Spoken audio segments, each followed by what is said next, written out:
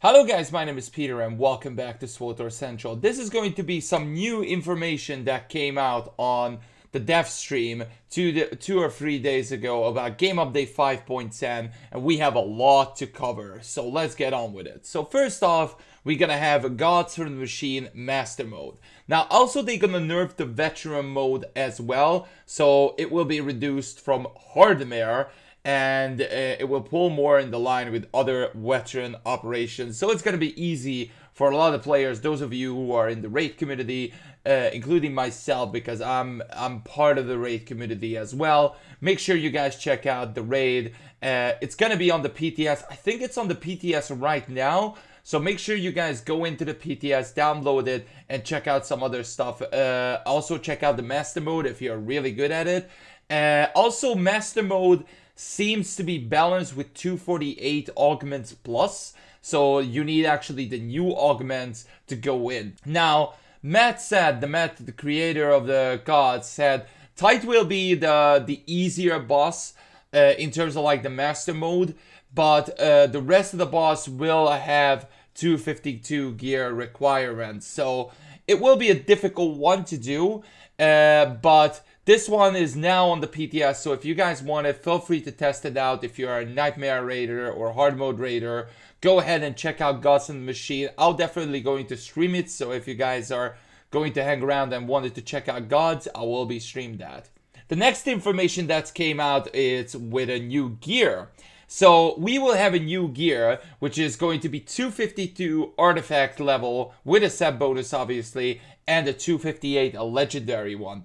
Now, these stats are going to be the same one as the previous, so these are the set bonuses are probably going to be the same and stuff like that. Now, let's get on with the crafting, because these are mentioned earlier that we're going to craft some of these items, some of these gear. So let's get on how you can actually craft these. Now, the schematics are from the trainer, obviously. Now, I think some of the like hilts and everything that you can still craft with your own individual. However, if you wanted to get a different armor, like the armor set itself, then you have a different way. So let's get on how you can get it. So the materials you can get from the usual crew skills. You can get it from Ossus PvP, because that is going to be the new planet, which I'm going to talk about very, very soon.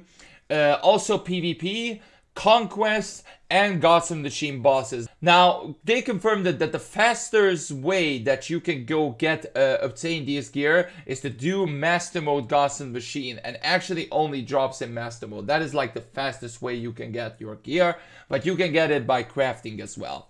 Now, there is a different way that you can get it as well, which is also on bind on pickup. So, there will be a new currency, which is going to be called the Masterwork Shards, and this one can obtain from a new reputation vendor. Now, I don't know if it's like requiring new reputation from Ossus, we don't know that, but the Masterwork Shards, we definitely know, can be earned by a new special weekly mission, which will probably do flashpoints 3 times that week, or do war zones, stuffs like that, or dailies, etc. It will require, you can be earned by Ossus Weekly, so the Ossus Weekly mission.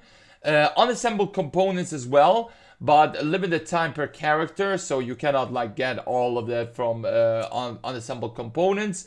And also from command crates. Now, the 252 gear will also draw from command crates, and also the Ossus World Boss, which I will get to that more in a second. But you can get 252 gear from rank 300. So I suggest if you are level 300 on your rank, make sure you're saving some of these command crates, because if you open it, maybe you have a chance to get some of these 252 gears. I'm just saying that. Now let's get on with the guild improvements, because there is a lot of guild improvements that will happen in this patch as well. Now, the guild has going to have a progression system now. Now, the guild is now gaining levels in that time. So, they're going to gain levels based on your conquest. So, the way how they are going to do this, your main objective, your guild main object is not gonna be winning the small yield or the medium yield. You just need to reach the conquest point level, and then that's how you can progress up and up and up and level up. Now you can actually buy guild perks as well. So these guild perks are temporarily slotted via guild ships. And the higher CXP gain, more hard vesting, more crafting conquest objectives. There will be some specific objectives coming up as soon as you level up. So I think it's like a usual way how you can progress and level up. And also there is going to be a guild currency as well, which also being earned from guild levels and conquest as well. But also there is some guild improvements, conquest improvements as well, which are going to be more consistent objectives across all conquests, which I think we definitely needed, and less emphasis on daily repetitive objectives. I think a lot of people get sick of the daily areas doing it, so I'd recommend just go instead of an operation or do PvP, because I think that's a much easier way to do it. Now there is also going to be guild management that they're going to improve as well. So there's going to be guild inspect, so you can right click on the player and inspect the guild, and guilds can put a message that show up when the player gets expanded. I think that's a really good, like, in terms of quality of life and improvement. There will be logging as well. Should be able to log guild members' conquest contribution ideally. I think that's a good one. Guild mail. I think a lot of people are finally happy to just have a guild mail around. I think that is a good one. Banned by legacy. You can ban actually a person from your guild by legacy. So if you're sick of seeing the person, just go ahead, ban the dude, and he will be banned in terms of legacy. So all of his alts or any other characters will be removed as well. And there will be more guild ranks with more options of what rank each access to. So the more you level up, the more ranks you're gonna get. Now there is also going to be a fun note to this, and this will be the PvP challenges. So this one is going to be a 2v2 game type. Now this one is in terms of like against guilds. So groups and guilds can challenge each other and can right click on them and select the challenge, and then open the trade window and see how the group is going pretty much. And actually there is going to be no rewards on this. This is just a fun note. If you wanted to 2v2s and something like that, you can challenge anybody. So let's just say I'm on a guild right now and I want to challenge another guild. And we can do whatever we want. So we can challenge in an arena, in a war zone, or in a starfighter as well. We can challenge them in space as well. There is going to be no rewards on that, but you can track it on your guild, how many times you win or lose. But the thing is that you can challenge anybody for a 2v2 match in a hub bowl as well. So if you want to fight 2v2, you can play a hub bowl each other. Or an ancient hypergate. That is like interesting. I think it's going to be like it's going to be like a lot of fun in terms of 2v2s. I'm definitely going to try that without a doubt. So I'm looking forward to that. Now let's get on with some story. I'm not gonna go into spoiler alert and character details or anything, but I'm definitely going to show off a few screenshots here and there from the Ossus planet. So make sure if you like want to be really surprised and don't want to know anything, then this is the time when you just need to mute the video or stuff like that. So let's get on what is this planet. So Ossus, I talked about it previously on my video, and I really predicted that this planet is going to be the planet. And this one, it's going to be an ancient center of Jedi activity and devastated via Sith chain of supernovas. Now, this one, in terms of like storyline, I don't want to go in. I'm going to save that for a different video. So I'm just going to leave this to it. There will be two separate storylines for Sith and Republic. So just like in Rise of the Hot Cartel, when we had an Imperial and the Republic storyline, this one is going to be the same. So the Imperials, the Siths will have one storyline, and the Republic ones have another storyline, which I think it's really, really good. There will be a 10 plus daily missions. You can get it from the field as well, but you can get it from the base. So make sure you're gonna look around for some details around it. There will be a new reputation track gonna happen. That I think that was pretty obvious. There will be tons of decorations you can unlock in this. I think you can get it from the field by dropping it by NPCs and also from reputation. These are just some of like the usual ones that we usually getting right, but there is more. So there will be new Datacrons as well to discover, and actually I think there will be 2 or 3 Datacrons to have on Ossus. I don't know when was the last time we got a Datacron. I think it was on Arishi, I believe. So it's good to see Datacrons back finally. I love Datacron hunting a lot. So hopefully these are gonna be good ones as well. There will be 2 world bosses on this world. I think these are needed. I think like the last time we got it, it was IOCAP, but that not really a world boss. It was a really easy boss. Hopefully these are going to be really, really good ones. And also there will be Seeker Droids and the Macro Binoculars. I'm really looking forward to this because I think those are a missed opportunity. Those are, I think, a lot of fun. And also the Seeker Droid will be improved in this patch. So make sure, if you don't have the Seeker Droid and Macro Binoculars, make sure you get that before this patch, because those are a ton of fun to do. There will be special rewards, maybe decorations to come out. It's just fun activities to do in Ossus. I absolutely love this stuff. Now, I'm going to talk a little bit about the storyline, but not that much spoiler or anything like that. So, the new storyline is going to be based on rivalry again between Sith and Jedi. So, it's not going to be Arkan coming back or anything like that. This war, again, is between Sith and Jedi. So, they're going to go against each other. Also, I'm going to warn you guys, be careful about data mining. If you're seeing Reddit stuffs or anything that is data mining, be careful, because Keith warned us that they put in a lot of fake information in the data mining, so in the files, that the data miners can be like give us or give you guys fake news. So be sure, if you don't want to be spoiled or anything, do not read the internet about data mining stuff at all. I highly recommend to do that, because I think we want to experience the story for ourselves. Like, I didn't even know what the story will hold us. I definitely want to see the story itself, and you guys probably want it, because it's one of the best things in the game. So make sure you guys do not go and check out any data mining stuff. Now, before you're going into Ossus, I recommend also to do everything that is relating to Ossus. So, because Ossus, as soon as you're going in, the only requirements that it needs to be you need to be level 70. If you're not level 70, you cannot go into Ossus.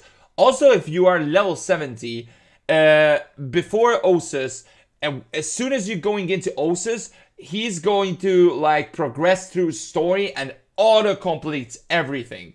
So if you are probably a Republic character, it's gonna choose all the light side options. If you are an Imperial character, that one automatically choose probably the dark side options. So make sure to do every story before it, because they're gonna complete Knights of the Fallen Empire, Knights of the Eternal Throne, the Terran story arc, the IOCAT stuff, and everything. So make sure you guys do everything before the Ossus, because I think there will be a lot to cover in that storyline. So make sure you do it. Also, there will be a lot of alliance alerts that will happen. I will get to that in a second. And this is going to be a new feature that they are going to bring in. I'm really looking forward to this, which you can be sided by an opposite faction, which is called Saboteur and Loyalist. Let me explain it really quickly. So, they done a similar thing in IOCAT. So, if you are, for example, a Republic character, Republic trooper, you can be a saboteur that further on in your progress on your story, you can become a double agent. So, technically, agents can become double agents, because those are double agents now still. So you can do that, and you can suppose the opposite faction. So if you decided to be a Republic trooper, later on in the story, you can go and give some information for the Imperial and be a double agent. But you can be a loyalist as well, and you will get special rewards for your faction that you are loyal to the Republic or the Empire.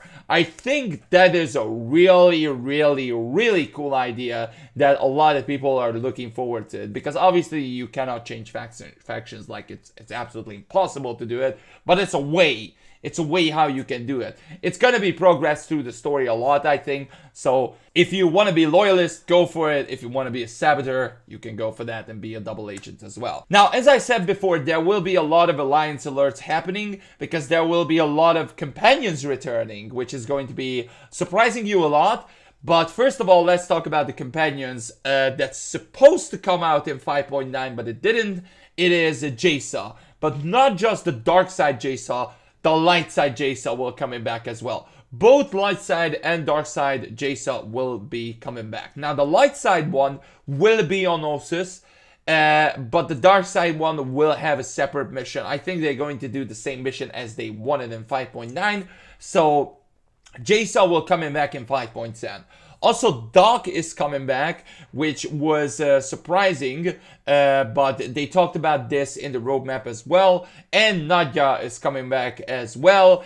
But the surprise factor, there is going to be Kemval returning. Now, Kemval is going to only available if you sided Kemval in your Sith storyline. So if you sided with Zash, obviously you know what happened in the Nathema conspiracy. So that one is only like an optional character. Now these companions are going to be class specific as well, so you cannot like get the dog from your trooper or your Sith Inquisitor. You can only get it from your Jedi Knight.